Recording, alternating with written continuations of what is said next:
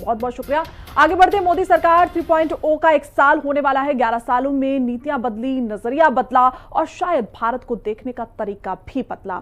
इस दौरान आलोचना भी हुई और तारीफ भी। कई अहम फैसले भी लिए गए। सरकार के इन सख्त फैसलों को विपक्ष ने भले ही सराहा हो, लेकिन यही मोदी सरकार की लोकप्रियता का नतीजा है कि जनता ने उन्हें तीसरी बार सत्ता में आने का मौका दिया। रिपोर्ट देखिए।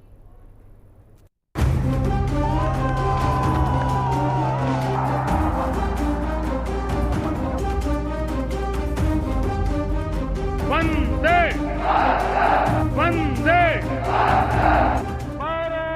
साल 2014 में पहली दफा सत्ता में आई भारतीय जनता पार्टी की सरकार आज भी जनता के दिल पर राज कर रही है और उसका सबसे बड़ा सबूत है उसका तीसरी बार जीतना। साल 2014, 2019 और फिर 2024 एक के बाद एक लगातार तीसरी बार लोकसभा चुनाव जीतने वाली बीजेपी सरकार यानी मोदी सरकार के 3.0 का एक साल पूरा होने वाला है। 11 साल में नीतियां बदली, नजरिया बदला और शायद भारत को देखने का तरीका भी। आलोचना भी हुई, समर्थन भी मिला, लेकिन भारत बढ़ता रहा। पहले दो कार्यकाल को मिलाकर मोदी सरकार के 11 साल पूरे हो चुके हैं और इसी का जश्न मनाने के लिए सरकार ने बड़ी तैयारी कर ली है। जाहिर है जब सरकार ने जश्न की तैयारी कर ली है तो अब तक की तमाम उपलब्धियों को जमकर भुनाया जाएगा।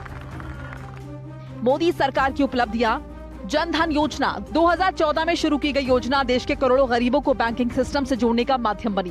पहली बार बड़ी आबादी को सीधे बैंक खाते, बीमा और आर्थिक समावेशन का लाभ मिला। स्वच्छ भारत मिशन, गांधी के इस सपने को साकार करने के लिए प्रधानमंत्री मोदी ने स्वच्छता के आंदोलन को बनाया। 10 करोड़ से ज्यादा शौचालय बने, खुले में शौच की दर में भारी गिरावट आई। जीएसटी लागू की गई, विभिन्न करों को खत्म किया गया, पूरे देश को एक राष्ट्र एक कर की नीति से जोड़ा गया। इससे व्यापारिक प्रक्रिया आसान हुई और टैक्स सिस्टम पारदर्शी बना। आयुष्मान भारत योजना, गरीबों को 5 लाख रुपए तक का हेल्थ इंश्योरेंस मिला। दुनिया की सबसे बड़ी सरकारी स्वास्थ्य योजना बनी, करोड़ों लोगों को अस्पताल में इलाज मुफ्त मिला। डिजिटल इंडिया, मोदी सरकार ने तकनीक को जन जन तक पहुंचाया।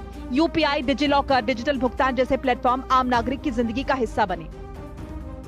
इंफ्रास्ट्रक्चर में तेजी, एक्सप्रेसवे, रेलवे, एयरपोर्ट और स्मार्ट सिटी प्रोजेक्ट्स में बुनियादी ढांचे को विस्तार मिला। भारत में हर दिन औसतन 37 किलोमीटर हाईवे बनने लगे। अंतर्राष्ट्रीय स्तर पर पहचान, नरेंद्र मोदी ने विदेश नीति को नया आयाम दिया। यूएन से लेकर अमेरिका, जापान और यूएई तक भारत की वैश्विक छवि को मजबूत किया। आत्मनिर्भर भारत अभियान, कोविड-19 के बाद आत्मनिर्भरता को विकास का मंत्र बनाया गया। लोकल मैन्युफैक्चरिंग और एमएसएमई को प्रोत्साहन मिला। अनुच्छेद 370 हटाकर मोदी सरकार ने एक बड़ा ऐतिहासिक फैसला लिया जिसे दशकों से लंबित माना जा रहा था। इसे हटाकर जम्मू कश्मीर को पूर्ण राज्य का दर्जा मिला। राम मंदिर निर्माण, सुप्रीम कोर्ट के फैसले के बाद अयोध्या में राम मंदिर निर्माण की प्रक्रिया को प्रधानमंत्री मोदी ने नेतृत्व देकर शांतिपूर्ण गरिमा में रूप दिया।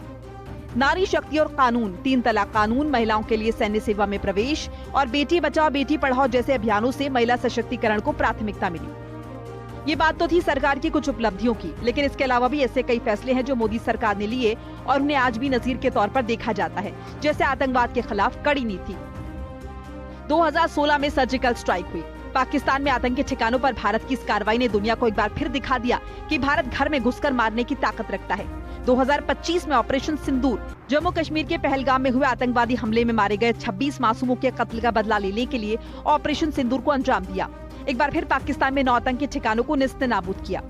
इन अचीवमेंट्स की एक लंबी सूची है। इसमें एक और बड़ा फैसला जिसको लागू करने के लिए सरकार पूरी तरह से प्रयासरत है, 1 नेशन 1 इलेक्शन। हालांकि विपक्ष इसका कड़ा विरोध कर रहा है और इसे भी संविधान पर चोट के रूप में पेश करने की कोशिश कर रहा है, लेकिन संसद में सरकार की संख्या बल और इसके डेडिकेशन को देखकर लगता नहीं कि सरकार इसे पास करा पाने में असफल रहेगी।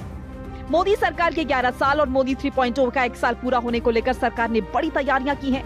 सभी मंत्रियों को इस बाबत निर्देश दे दिए गए हैं। बताते चले कि मोदी 3.0 का 1 साल भी 9 जून को पूरा हो रहा है। सभी मंत्रियों से अपने मंत्रालय की पिछले 1 साल की और 11 साल की उपलब्धियों का विवरण मांगा गया है। सूचना प्रसारण मंत्रालय को उपलब्धियों का ब्यौरा दिया जाएगा।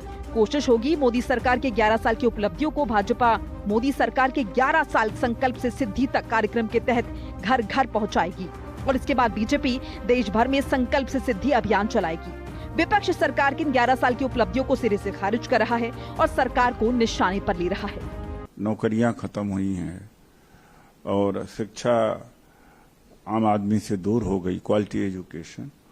उस सत्यानाश को आगे और बढ़ाएंगे, यानी जितनी जल्दी ये देश से को ये छोड़ देंगे, इस देश का कल्याण हो जाएगा और आज के समय में कोई देश अपने आप में सब कुछ नहीं कर सकता, इंटरडिपेंडेंस है।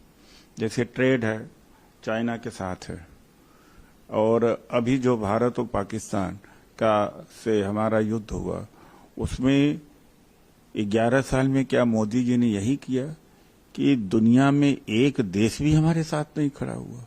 सरकार आने वाले चुनावों को ध्यान में रखते हुए अपनी उपलब्धियों को जनता तक पहुंचाने पर जोर देगी। बैठक में हाल ही में संपन्न ऑपरेशन सिंदूर को लेकर भी विशेष चर्चा होने की संभावना है। माना जा रहा है कि इस दौरान पीएम मोदी सैन्य अभियान को सरकार की निर्णायक नेतृत्व क्षमता और राष्ट्रीय सुरक्षा में सशक्त योगदान के तौर पर जनता के बीच ले जाने पर बल देंगे। केंद्र में मोदी सरकार को 11 साल पूरे होने जा रहे हैं और इसको लेकर के बीजेपी पूरे देश भर में संकल्प से सिद्धि तक कार्यक्रम का आयोजन करेगी। इसमें दो बातें मुख्य है, वो ये कि इस कार्यक्रम में ऑपरेशन सिंदूर और हाल ही में भारत पूरे विश्व में चौथी बड़ी अर्थव्यवस्था बना है, उसको लेकर के जन जन तक ये बात पहुंचाई जाएगी। इसके साथ ही हर राज्य में, हर जिले में, हर मंडल स्तर पर, यानी कि बीजेपी की छोटी से लेकर के बड़ी इकाई इस कार्यक्रम में शामिल होगी और जनता तक मोदी सरकार की योजनाएं, स्कीम्स और इन 11 सालों में बीजेपी ने क्या खास काम किए, उन सबको जन जन तक पहुंचाया जाएगा। 7 से 20 जून तक ये कार्यक्रम भव्य तरीके से पूरे देश भर में आयोजित किया जाएगा और इसमें हर एक कार्यकर्ता बढ़ चढ़ करके हिस्सा लेगा, चाहे वो पार्षद हो, विधायक हो, सांसद हो या फिर मंत्री हो। सभी लोग एकजुट होकर के बीजेपी के इन 11 सालों में किए हुए कामों को जन जन तक पहुंचाएंगे।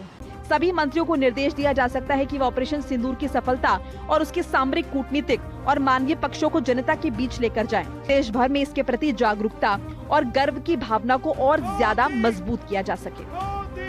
ब्यूरो रिपोर्ट, हिंदी खबर।